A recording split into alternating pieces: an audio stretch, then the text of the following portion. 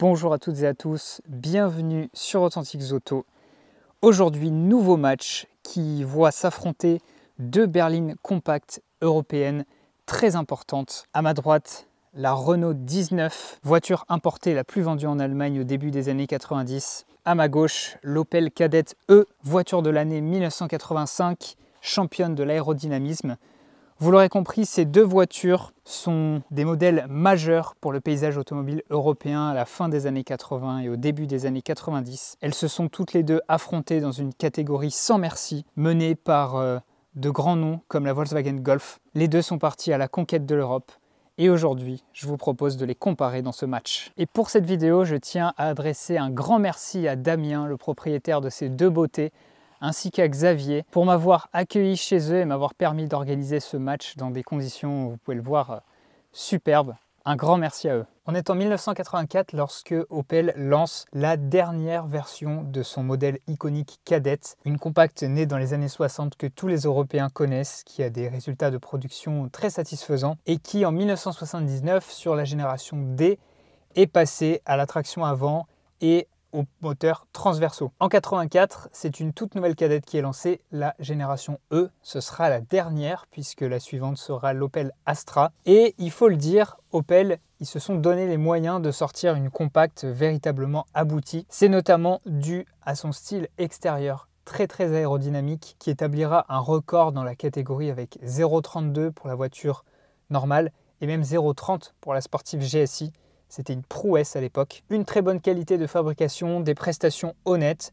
Bref, tout ça vale à la Kadett le titre de voiture européenne de l'année en 1985. Chez Renault, le duo R9-R11 s'est très bien vendu dans les années 80, mais elle n'avait pas de quoi vraiment rivaliser avec la concurrence en termes de qualité, notamment au niveau de la corrosion et puis surtout de la finition intérieure. Alors le constructeur français tape du poing sur la table et décide d'investir massivement et de se donner les moyens pour sortir la Golf à la française. Ce sera l'objectif de la R19, cette voiture lancée en 1987 qui adopte un style extérieur sérieux, bourgeois, sobre, signé Giugiaro. Une montée en gamme dans la qualité, on verra ça tout à l'heure, et puis de nouveaux moteurs comme par exemple le 1,4 litre Energy qui équipe notre exemplaire. Les efforts ont payé puisque la R19 dotée d'une gamme tentaculaire, cabriolet, 4 portes, coupé, 5 portes, 16S. Elle s'est super bien vendue au point d'aller en Allemagne devenir la voiture importée la plus vendue. Pari réussi pour Renault, en tout cas au niveau de la pénétration de marché.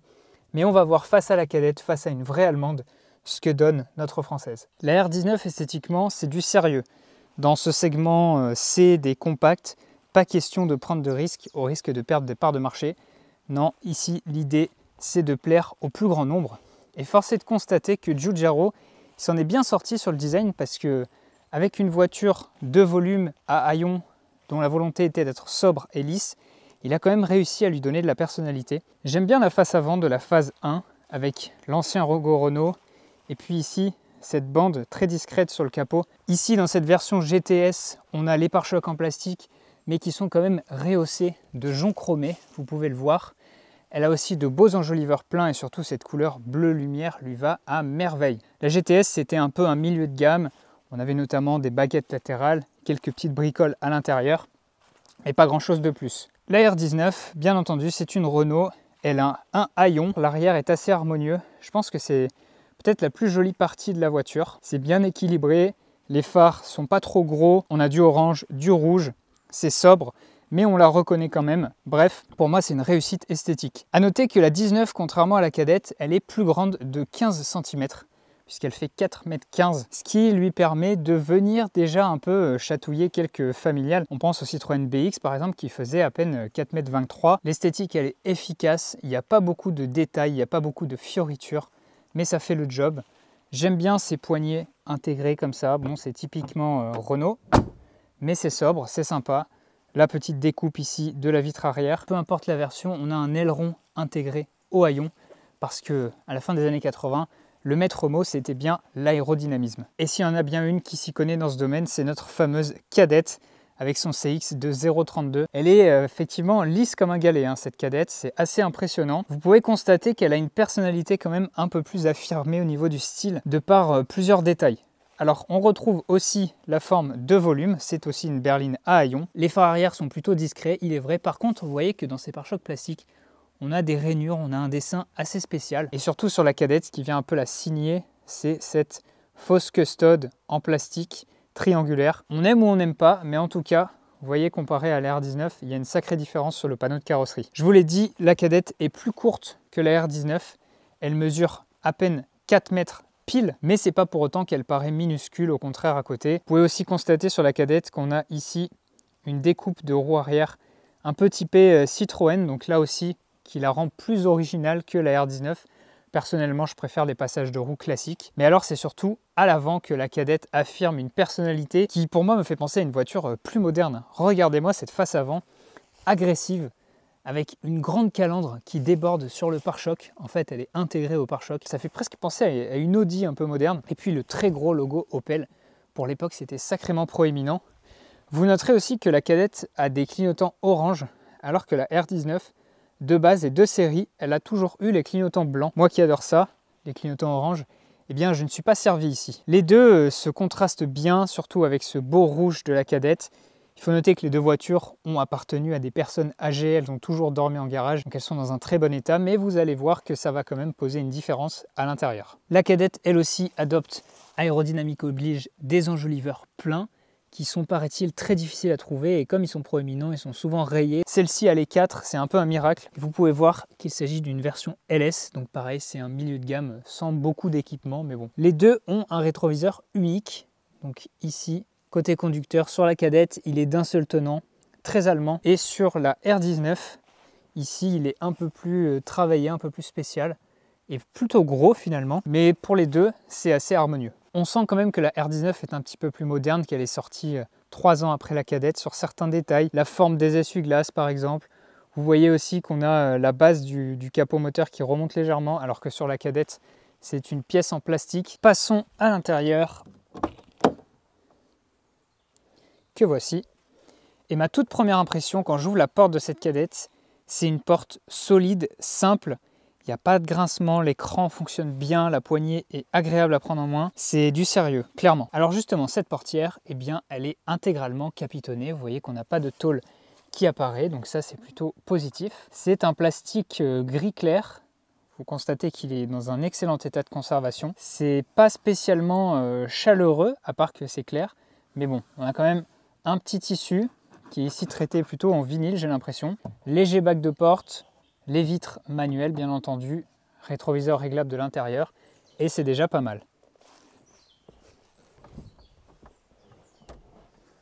Pareil, l'impression de la fermeture de la porte me donne cette sensation de solidité et de voiture bien construite.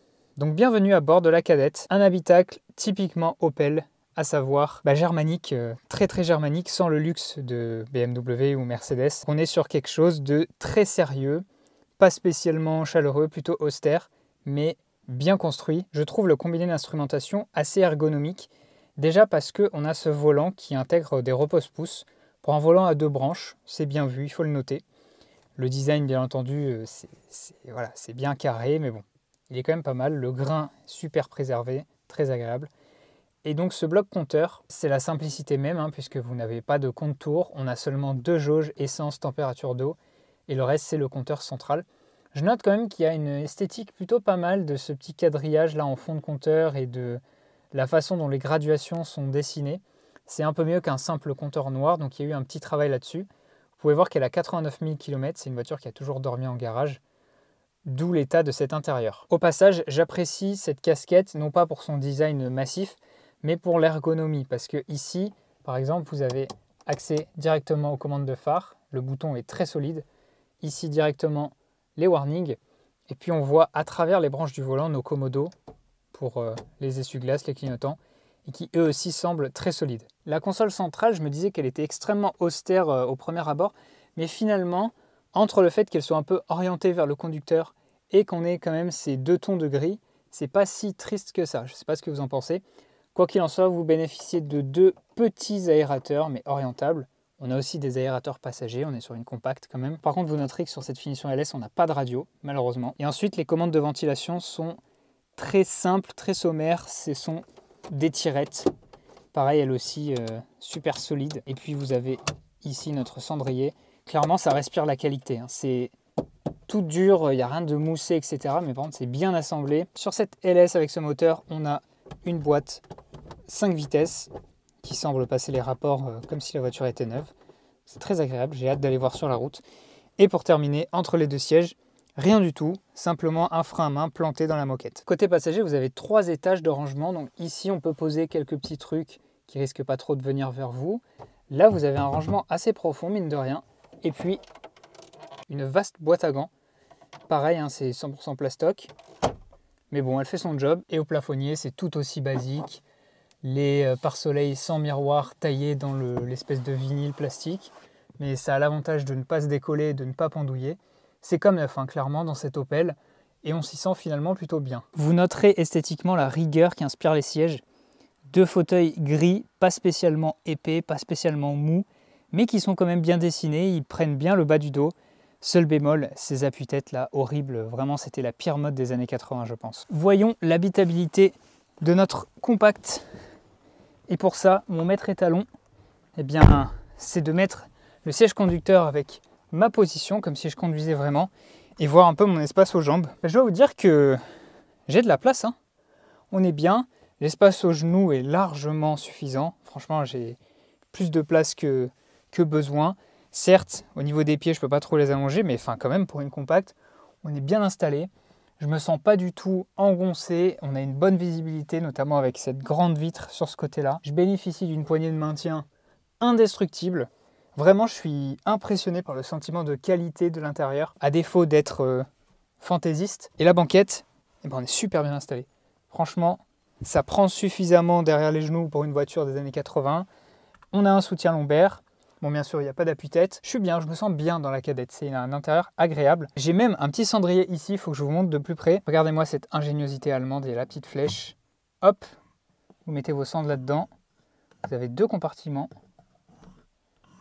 Et vous refermez. Regardez, avec le bénéfice des appuis-têtes troués, on n'est pas complètement coupé du compartiment conducteur. On est plutôt... on est bien quoi pour voyager. C'est vraiment le terme que ça m'inspire. On est bien et je pense que ça résume pas mal l'intérieur de cette voiture. Rien de spécial, mais toutes les cases essentielles sont cochées. Les compacts, c'est souvent des voitures très polyvalentes, notamment parce qu'elles sont à la fois ni trop grandes, mais avec un bon volume de coffre. Voyons voir ce que ça donne sur cette Kadett. Pardonnez l'ouverture un peu brutale, les vérins sont neufs. Eh bien, je dois vous dire que je suis impressionné. Sur cette 5 portes avec haillons, hein, tout comme la R19, eh bien là, on a un énorme volume de coffre. 405 litres, c'est gigantesque. Il est hyper accessible parce que le volume, le seuil est très très bas. Même si là, vous avez de la hauteur pour charger des courses. Mais ça reste quand même, vous voyez, à la hauteur de mon genou. Hein, donc, il n'y a pas besoin de trop se baisser. L'ouverture est vraiment haute. La plage arrière se lève sans aucun problème. Bon, les formes ne sont pas très régulières parce qu'on a les 2 passages de roues ici. Mais ce n'est pas dérangeant parce que c'est quand même sacrément large. Donc 405 litres pour la Kadett, c'est très très bon. Extérieurement, à part la sobriété, on ne peut pas forcément se rendre compte de la volonté de monter en qualité de Renault. C'est à l'intérieur que tout se joue. Alors voici l'intérieur de la 19. On va voir s'il était à la hauteur. Donc pour commencer, j'aimerais attirer votre attention sur la porte et faire une comparaison avec celle de la Kadett au niveau du bruit. Écoutez.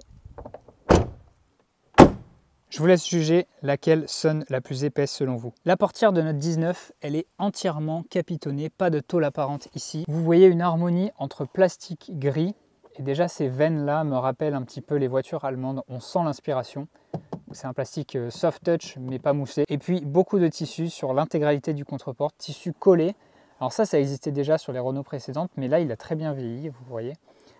La petite poignée ici, poignée de maintien, les vitres manuelles. Par contre, ce que je voulais vous noter, c'est que ces bacs de porte là, alors même que la voiture n'a jamais été au soleil, mais vous voyez qu'ils sont immondes. Vous noterez aussi qu'on a une découpe pour des enceintes, mais qu'il n'y a pas d'enceinte sur cette version GTS.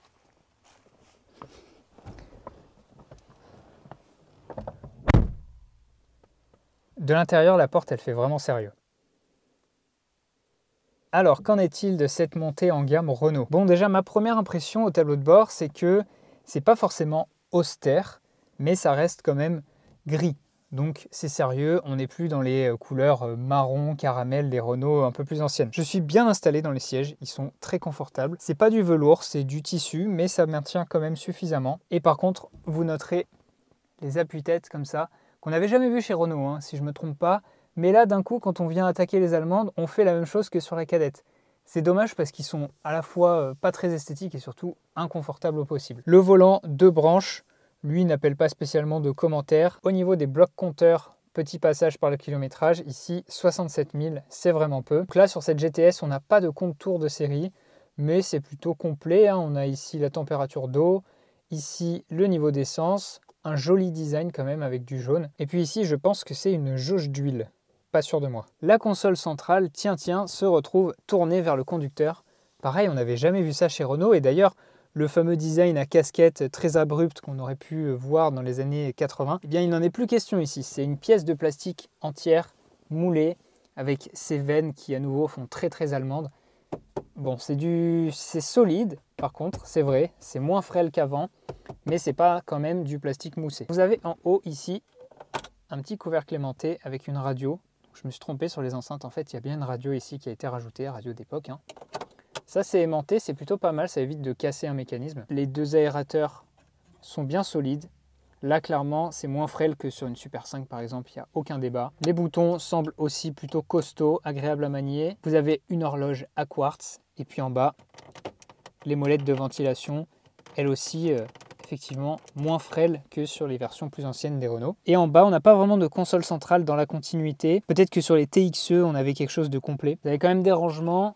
Le cendrier ici et une boîte 5 vitesses classique au maniement agréable, typiquement Renault. Côté passager, vous avez un léger creux ici pour faire du rangement et puis une boîte à gants qui descend très bas et qui est très à plat. C'est rare parce que ici ça permet vraiment de poser une boisson, on va dire, sans que ça risque trop de pencher. Et je note que le couvercle est quand même... Ouais, c'est quand même solide, hein. Par rapport à une Super 5, là, à nouveau, c'est bien moins frêle. Bon, entre les 2 sièges, plus de console centrale, plus rien du tout. On a simplement le petit frein à main qui vient directement s'insérer dans la moquette. Au global, c'est un intérieur qui respire le sérieux, qui est bien construit, en effet, il faut le reconnaître, qui est peut-être pas aussi indestructible que celui de la Kadett, mais quand même. Et puis, il est assez agréable. Vous voyez qu'on a ici le ciel de toit bien collé, on a des poignées de maintien. Et puis je vous propose d'aller passer aux places arrière. Bon, par rapport à la Kadett, je dois immédiatement reconnaître une chose, on sent les 15 cm supplémentaires en longueur puisque j'ai beaucoup plus d'espace aux jambes. Non seulement mon espace aux genoux est très bon, mais en plus de ça, je peux bien étendre mes jambes. La banquette est un peu plus épaisse, un peu plus creusée, très confortable. Après au niveau des portes, des accoudoirs et tout, c'est vraiment pareil que sur la Kadett. Les cendriers individuels sont aussi présents pour chaque passager. Et puis vous avez une belle surface vitrée, donc ici c'est assez similaire. Même chose hein, du point de vue du passager, voilà, je vous remonte l'espace aux jambes. C'est plutôt lumineux, on ne se sent pas coupé du compartiment conducteur. Ici la R19, à part ce supplément de longueur et cette banquette un peu plus confortable, elle fait à peu près jeu égal avec la Kadett. Vous noterez quand même les efforts de Renault pour vraiment ne pas avoir de tôle apparente. Tout est plastifié, tout est capitonné, même en bas, jusqu'ici sur le seuil de porte. Je vois vraiment cette volonté du constructeur de faire comme les Allemands, de faire le mieux possible pour qu'on se sente dans une voiture solide et une voiture qui en donne pour son argent. Allons voir le coffre de notre 19. Bon alors celui-ci a les vérins un petit peu fatigués, mais ça n'entre pas en compte dans le match. Donc vous voyez qu'on a une plage arrière, elle aussi bien construite, peut-être qui semble moins solide, un poil plus frêle que sur la Kadett, encore que c'est vraiment pas mal. Et ce coffre, il est légèrement plus petit, puisqu'ici on est à 375 litres. Je note une ouverture un peu plus étroite du fait des phares carrés qui reviennent comme ça. Après, une fois que vous êtes passé à l'intérieur, c'est assez sensiblement la même chose. C'est tout aussi large, honnêtement. On a ce seuil un peu plus haut perché ici, avec cette grosse charnière au milieu qui gêne un peu plus. Mais bon, c'est pas non plus dramatique. Et regardez le détail qui tue. Porte-bidon avec bidon d'huile d'époque qui est resté dedans pour vous rappeler qu'on est toujours sur Authentics Auto. Sous le capot de notre française, c'est donc le nouveau moteur Énergie, 1,4 litre, 80 chevaux, mais encore à carburateur sur cette version. Et vous voyez dans un compartiment moteur assez marrant puisqu'il y a une barre anti-rapprochement qui semble être d'origine, comme si la voiture avait une vocation sportive. Donc ce moteur, il est très suffisant sur la R19 puisque c'est une voiture qui pèse 975 kg. Notez quand même qu'elle fait 100 kg à peu près de plus que notre petite Kadett. Et oui, conception fin des années 80 oblige. J'attire votre attention ici sur quelques petits détails sympas. Donc les étiquettes qui sont encore toutes présentes sur cet exemplaire très préservé. Et puis je trouve que avoir un petit support en plastique avec un petit creux pour mettre ici la barre de tenue du capot, ça montre quand même une volonté de faire un peu mieux. Et d'ailleurs, sur la Kadett, c'est la même chose, hein. On a ce petit espace-là.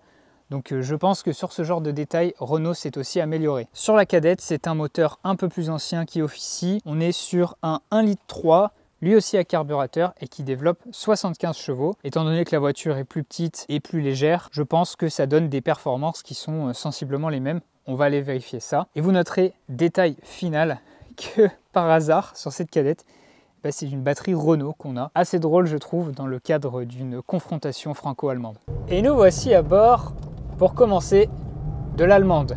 Puisque pour comparer les volontés d'une française de se comparer aux allemandes, je pense qu'il est bien de commencer par une allemande. Ce que je dois vous dire, c'est vraiment mes premières sensations dans cette voiture, qu'elle est beaucoup plus confortable que ce qu'elle pourrait paraître. En fait, elle a un style certes aérodynamique, mais quand même un peu sérieux années 80. L'intérieur qui semble plutôt austère. Mais finalement, on retrouve la patte des Allemands, le fameux style, le fameux confort un peu presque à la Mercedes, c'est-à-dire ferme, mais bien amorti. Les sièges sont excellents, franchement, au niveau du soutien lombaire, je me sens hyper bien. Et la suspension, elle filtre comme il faut. Alors certes, ça tape un peu, mais ça fait pas mal au dos, quoi. On se sent bien. Ensuite, au niveau des commandes, là aussi, c'est très agréable. Le volant se prend hyper bien en main. L'espèce de petit repose-pouce dont je vous parlais tout à l'heure, c'est utile. On peut véritablement mettre ses pouces dessus, ses index même. C'est agréable. Là, on vient de passer un Dodan, c'est nickel, il n'y a aucun problème. Autre point, le levier de vitesse, je le trouve vraiment plaisant à manier parce que en fait, il est carré et donc on a une certaine prise en main qui tombe parfaitement sous la main, quoi. Et ça, c'est bien. Et en plus de ça, les vitesses passent sans aucun problème. Là, pour le coup, les voitures des années 80, on sent la modernité quand même.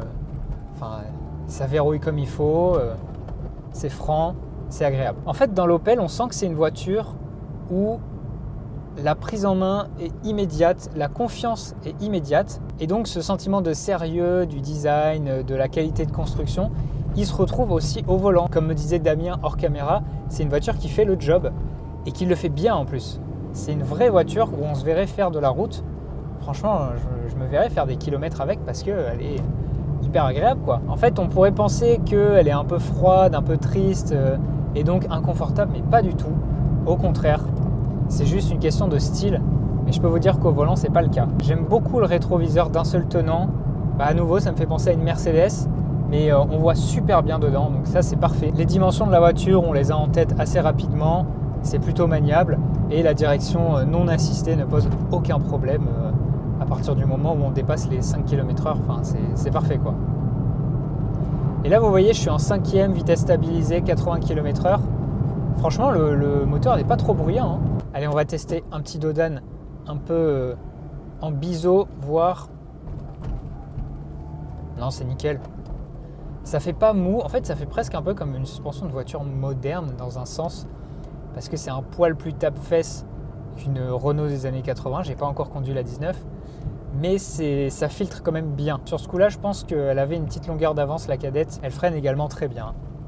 Et ce plaisir là des commodos de clignotants, c'est un régal.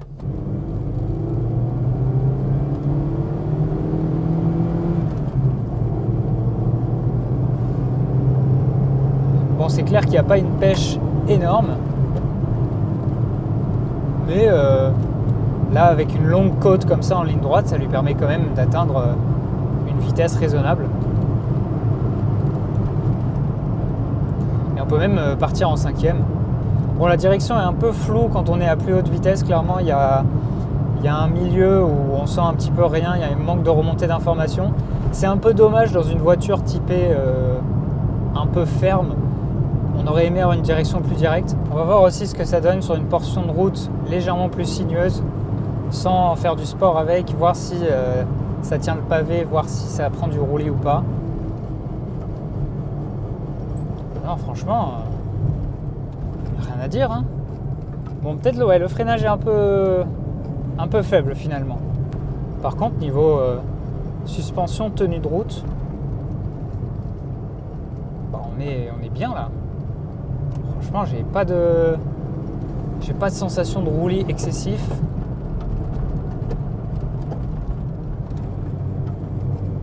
Non, elle est sécurisante la Kadett. Chapeau Opel. C'est une très belle surprise pour moi, pour la première Opel filmée sur cette chaîne. C'est une voiture qui s'oublie, vous voyez. Elle est très naturelle en fait dans son maniement, dans la façon dont les commandes fonctionnent. Donc c'est un vrai plaisir, c'est reposant de conduire cette voiture. Et nous voici à bord de la concurrente, la 19.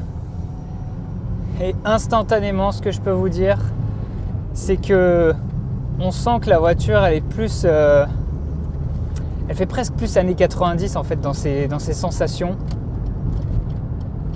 À part ce Komodo là, bizarrement. Mais le sentiment que donnent toutes les commandes, le volant qui est un peu plus mou, les sièges qui sont vraiment plus mous. Là, ils sont... Je sais pas s'ils sont plus confortables que ceux de la Kadett, puisque la Kadett, quand même, c'est un confort ferme mais présent. Là, j'ai moins d'appui lombaire, mais j'ai plus de maintien latéral, plus de mou. Bah écoutez, elle est pas beaucoup mieux insonorisée que la Kadett, je trouve. On l'entend pas non plus beaucoup, le moteur. Elle est à peu près pareille. Donc de ce point de vue-là, sous le capot, en fait, comment dire, je trouve que le sentiment qu'elle donne esthétiquement et de par son année et aussi dans les sensations de siège de commande et tout, c'est un peu annulé par le fait que le moteur, lui, quand on l'entend, c'est quand même un moteur à carburateur, elle tout saute un peu, ça fait moins moderne, on s'attendrait plus à avoir un moteur injection là-dedans et ça détonne un peu le cocktail moteur avec sensation de la voiture. Comme quand j'avais filmé la ZX Vulcan, je ne sais pas si vous vous souvenez, le moteur paraissait un peu plus vieux que la caisse, entre guillemets, je ne sais pas si vous comprenez ce que je veux dire. Quoi qu'il en soit, on est bien dans cette R19, c'est clair et net, c'est une voiture qui est confortable. Je sens que le moteur il a un peu de mal par contre, mais je soupçonne un réglage des carburateurs plutôt qu'un manque de puissance flagrant. La boîte de vitesse, très moderne à passer, très Renault, un poil plus flou que la Kadett, mais plus douce. Et le confort de suspension, forcément, il est très bon. On va voir ce que ça donne sur un Dodan là-bas, mais pour l'instant, c'est très agréable. C'est plus filtré que sur la Kadett, moins ferme. Le freinage aussi, j'ai pas l'impression qu'il soit beaucoup mieux. C'est assez comparable, c'est-à-dire qu'il faut quand même pas mal taper dedans pour que ça morde bien, mais ça mord bien après. Par contre, j'ai la sensation de conduire une plus grosse voiture, que ce soit dans ma visibilité, dans l'épaisseur des montants, dans la lunette arrière qui paraît plus lointaine. Là, on voit à nouveau que la voiture est plus grande. On sent qu'elle est conçue plus tard. C'est pas une frêle voiture des années 80, c'est bien une voiture prête pour les années 90. Ouais, là par contre, il n'y a pas photo. C'est quand même meilleur que la Kadett. On sent que la filtration est bien efficace. La direction est un peu plus lourde, j'ai l'impression. Donc peut-être moins flou aussi à plus haute vitesse, mais ouais, un peu plus lourde, moins facile à manier. Peut-être les 100 kg de plus de la voiture qu'on ressent ici. Ouais, effectivement, là, la voiture manque un peu de pêche. Donc je pense qu'avec son 80 chevaux, pas forcément super bien réglé, on ne pourra pas trop comparer à la Kadett qui, elle, est très bien réglée, malheureusement. Donc ça ne va pas lui rendre justice, je pense. Bon, ça m'amène à me poser une question, puisque l'objectif du match, c'est quand même de comparer les deux voitures.